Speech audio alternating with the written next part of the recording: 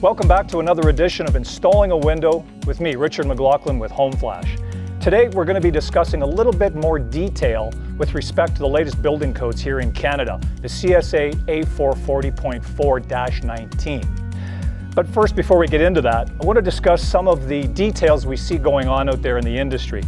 Details including everything from various tapes, we see them all over, various membranes we see being used, but some of the critical details that are getting missed by a wide array of individuals are fundamentals to the CSA A440.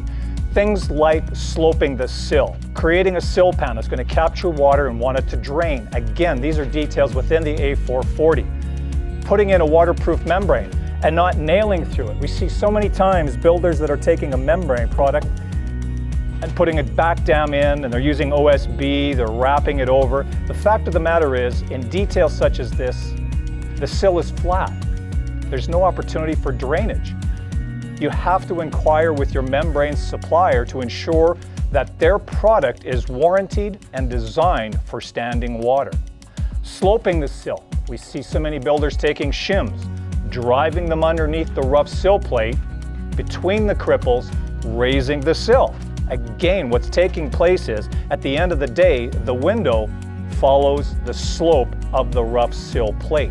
We don't want the window out of plumb. I'm sure your window manufacturer will agree. So taking the shims, putting them under the cripples, risks having the window out of plumb.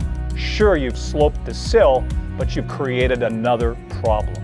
Continuing on with some of the details that we see in the industry, again today, 2020, are the use of membranes. I touched a little bit upon the use of membranes. The CSA A440s clearly state you don't want to puncture the membrane. Yes, the membrane may say that it's self-healing or self-sealing, but the fact of the matter is the code says do not puncture your waterproofing membrane surface. Membranes are not designed to hold standing water on a horizontal surface. Paramount. Number two, the use of shims. Many builders that I see out there, even in the building science professional industry, are using materials that will decay and rot. OSB, not a good choice. It decays, it rots, as does many spruce, plywoods. You want a product as your shim on top of your membrane to not decay. But the real secret is you do not want to puncture your membranes. And there is a host of membranes out there to choose from.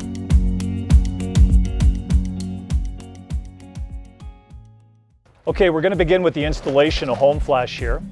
Our installer or technician has already cut a piece of HomeFlash that exceeds the width of the window by 6 inches on either side.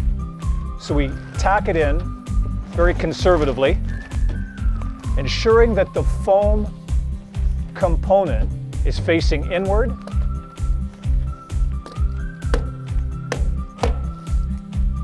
And it's just above our rough sill plate. And again, I want to emphasize, you don't need a lot of staples.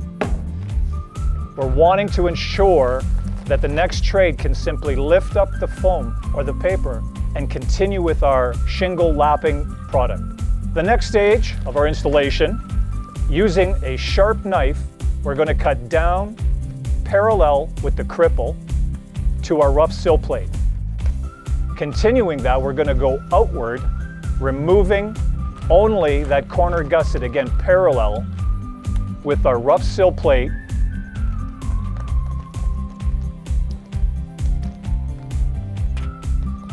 and outward. Again, we're going to accomplish this at both ends of the rough opening. Once again, we're going to show that the foam is immediately above our rough sill plate. It folds snugly between our two cripples, lying flat. Okay, now we have the HomeFlash fastened, stapled. It fits snugly between our trimmer studs. Remember, of course, we've got a peel and stick release backing that we remove. Additionally, we have a peel and stick inner backing that we use to adhere down over our interior sill plate. This can be used alternatively as an attachment to your interior vapor barrier.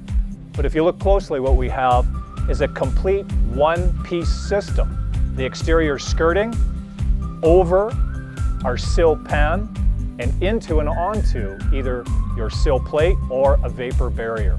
Now the installer removes the third piece of peel and stick removal silicone tape, revealing an adhesive strip on the top of the HomeFlash. Now that we have HomeFlash attached, the option is to use a peel and stick membrane that we support. As you can tell, the forgiveness of this particular product is extreme. So if your choice as a builder or architect is to use a membrane, we highly recommend the HomeFlash product. Continuing on with our installation, for those builders looking to utilize a liquid applied waterproofing solution rather than the peel and stick, the HomeFlash membrane is an excellent solution.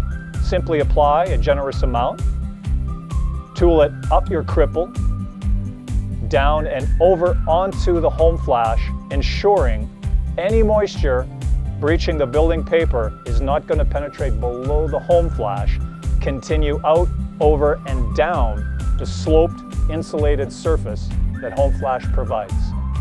Continuing on with our installation once again, wanted to bring forward just another specific detail that seems to be going on in the industry, and I'm talking about the use of wood shims.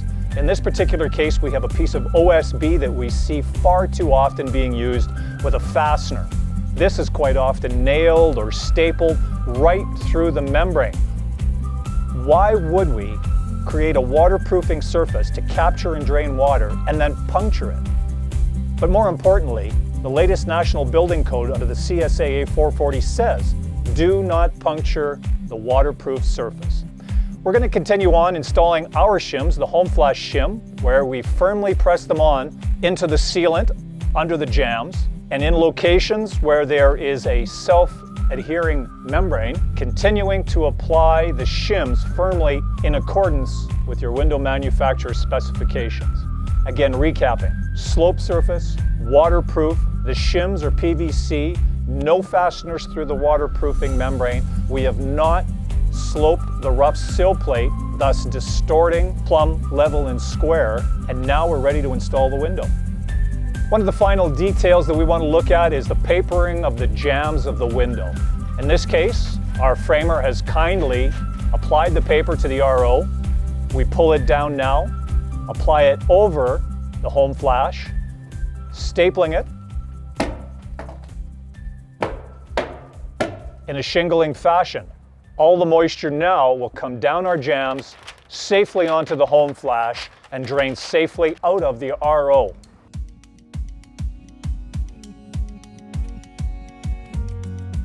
Just a few things I'd like to bring up before we conclude our installation of HomeFlash is, again, going over some of the topics that are key with the National Building Code here in Canada, and they're outlined under the CSA A440.